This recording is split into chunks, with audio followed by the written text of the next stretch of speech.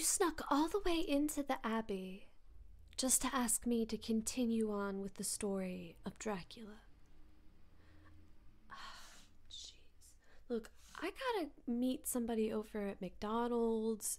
Maybe go get some Starbucks after. I don't know, but like, this is oddly specific. If we weren't old friends. Alright, fine. It's okay. I owe you. I do owe you for that one little secret you are keeping for my sake. Okay, well, let's go on and pray the Mother Superior doesn't catch us alone here in my room. Okay. Dracula by Bram Stoker. 5th of May, the castle. The grey of the morning has passed, and the sun is high over the distant horizon, which seems jagged, whether with trees or hills I know not, for it is so far off that big things and little are mixed. Speaking of, here, you can lay back on my bed. Yeah, just lay back on my cot, that's fine. And I'll sit here on the chair right next to you. There you go. Do you want some water or something? You did climb in through the window. Alright, either way, back to it. I am not sleepy, and as I am not to be called till I awake, naturally I write till sleep come. There are many odd things to put down, and lest who reads them may fancy that I dined too well before I left Bistris. Let me put down my dinner exactly. I dined on what they call robber's steak, bits of bacon, onion, and beef seasoned with red pepper, and strung on sticks and roasted over the fire, in simple style of the London cat's meat. The wine was golden Medash, which produces a queer sting on the tongue, which is, however, not disagreeable. I had only a couple glasses of this, and nothing else. When I got on the coach, the driver had not taken his seat, and I saw him talking to the landlady. They were evidently talking of me, for every now and then they looked at me.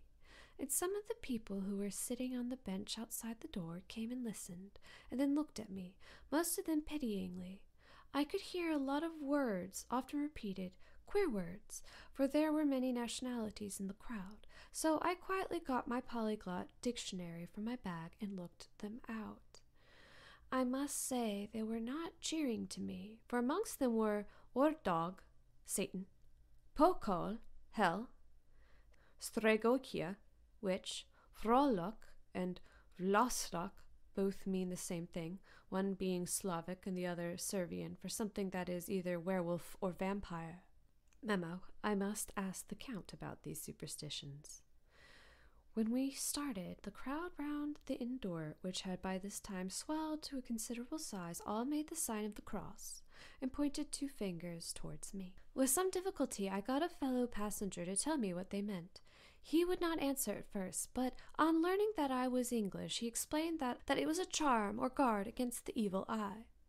This was not very pleasant for me, just starting for an unknown place to meet an unknown man, but everyone seemed so kind-hearted and so sorrowful and so sympathetic that I could not but be touched. I shall never forget the last glimpse which I had of the inn yard and its crowd of picturesque figures, all crossing themselves as they stood round the wide archway, with its background of rich foliage of oleander and orange trees and green tubs clustered in the center of the yard. Then our driver, whose wide linen drawers covered the whole front of the box seat, Gotza, they call him, cracked his big whip over the 4 small horses which ran abreast, and we set off on our journey. I soon lost sight and recollection of ghostly fears and the beauty of the scene as we drove along, although had I known the language, or rather languages, which my fellow passengers were speaking, I might not have been able to throw them off so easily. Before us lay a green sloping land full of forests and woods, with here and there steep hills crowned with clumps of trees or with farmhouses, the blank gable end to the road. There was everywhere a bewildering mass of fruit blossom, apple, plum, pear, cherry. As we drove by, I could see the green grass under the trees spangled with the fallen petals. In and out amongst these green hills of what they call here the Middle End, ran the road, losing itself as it swept round the grassy curve, or was shut out by the straggling ends of pine woods, which here and there ran down the hillside like tongues of flame. The road was rugged, but still we seemed to fly over it with a feverish haste. I could not understand then what the haste meant, but the driver was evidently bent on losing no time in reaching Borgoprund. I was told that this road is in summertime excellent, but that it had not yet been put in order after the winter's snows. In this respect it is different from the general run of the roads in the Carpathians, for it is an old tradition that they are not to be kept in too good order. Of old the Hopsetters would not repair them, lest the Turks should think that they were preparing to bring in foreign troops, and so hasten the war, which was already really at loading point. Beyond the green swelling hills of the Middle End rose mighty slopes of forest up to the lofty steeps of the Carpathians themselves. Right and left of us they towered, with the afternoon sun falling full upon them, bringing out all the glorious colors of this beautiful range, deep blue and purple in the shadows of the peaks, green and brown where the grass and rock mingled, in an endless perspective of jagged rock and pointy crags, till these were themselves lost in the distance, where the snowy peaks rose grandly. Here and there seemed mighty rifts in the mountains, through which, as the sun began to sink, we saw now and again the white gleam of falling water. One of my companions touched my arm as we swept round the base of the hill and opened up the lofty snow-covered peak of a mountain, which seemed, as we wound on our serpentine way, to be right before us. "Hey, look, it's the Stek, God's seat!"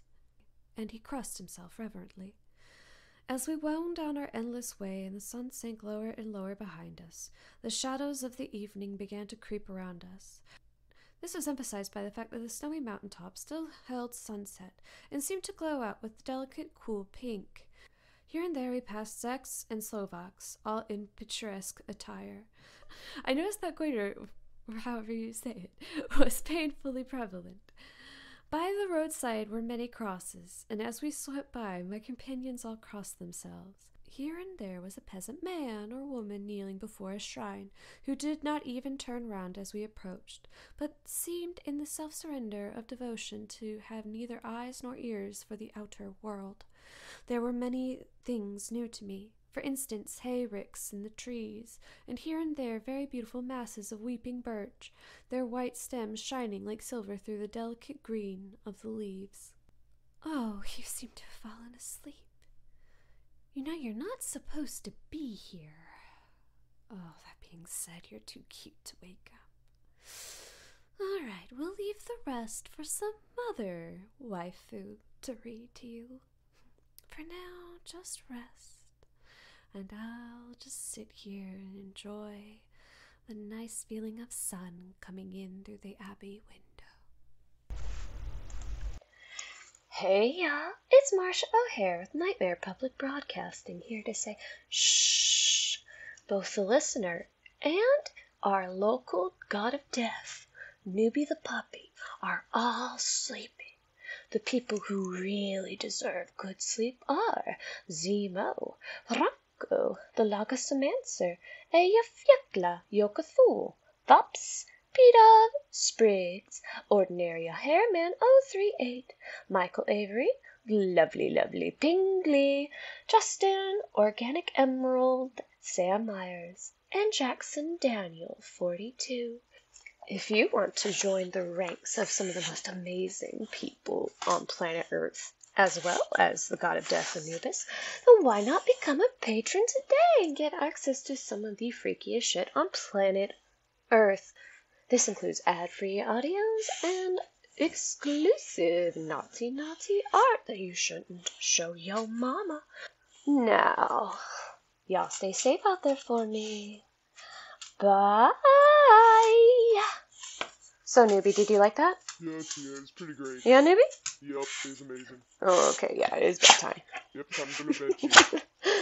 Noobie agrees. Tia, it's time to go to bed.